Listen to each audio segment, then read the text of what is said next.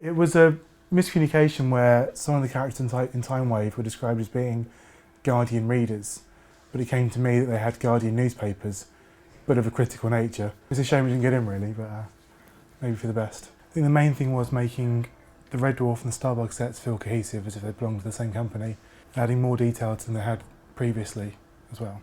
The sets are made of wood and vac form, so if you can label them with vinyls and kind of stickers and foils, it adds a lot more depth to it, a lot more detail as well. So I mean, vinyling on numbers on panels and on bulkheads and everything like that does add a lot of detail. You don't really see it, but it breaks up the texture a little bit. It's the small things that trip you up. Often it's things like magazine covers or certificates, sort of background dressing no one actually can see, but trying to give it a little bit of weight and give it some detail, that's what kind of trips you up most of the time. The big ideas, they're almost easy because with it being a sci-fi, you can kind of push the barriers a little bit and not feel as tied down as you were if you're doing a contemporary drama. I think I worked in 10 spaceships. The idea was that in American diners, or especially in English versions of American diners, you have the license plates on the wall. So our idea was that maybe a space diner would have cargo plates or hull plates from destroyed ships. So we had the Nostromo from Alien, Dark Star, the Sulaco, the Enterprise that was destroyed, that sort of thing. So it's kind of none of it's supposed to be visible.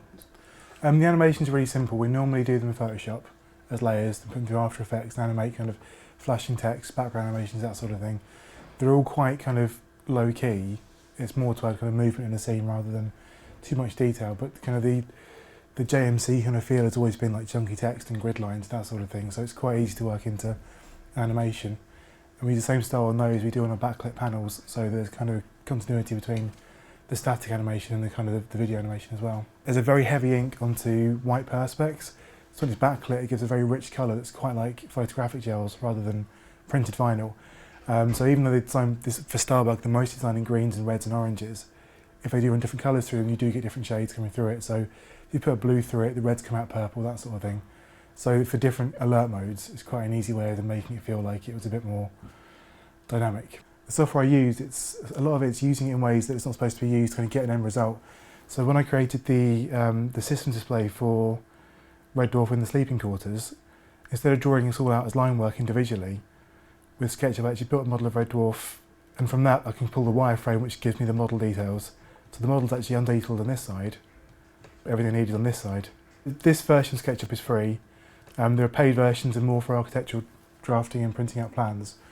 But this one, it's just a very simple model. There are a lot of 2D parts on there, like the rear drive section. And most details is just simple lines rather than actually a relief detail. But when it's viewed from the right angle, it does give you the appearance of being a model. And by exporting that as a PDF to Illustrator, I can then get this as an illustration, which we then print onto Perspex and backlight. We've got this special metallic foil. When you print heavy black onto it, it gives you kind of a nice embedded enamel feel.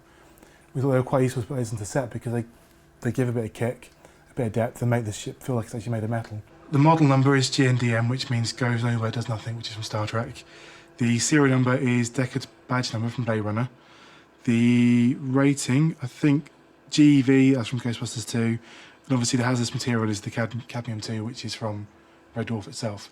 So I mean, there's a million in-jokes there which you'd never spot on camera, but it's more about kind of having a figure in mind that you can then type in and arrange. It helps make it work.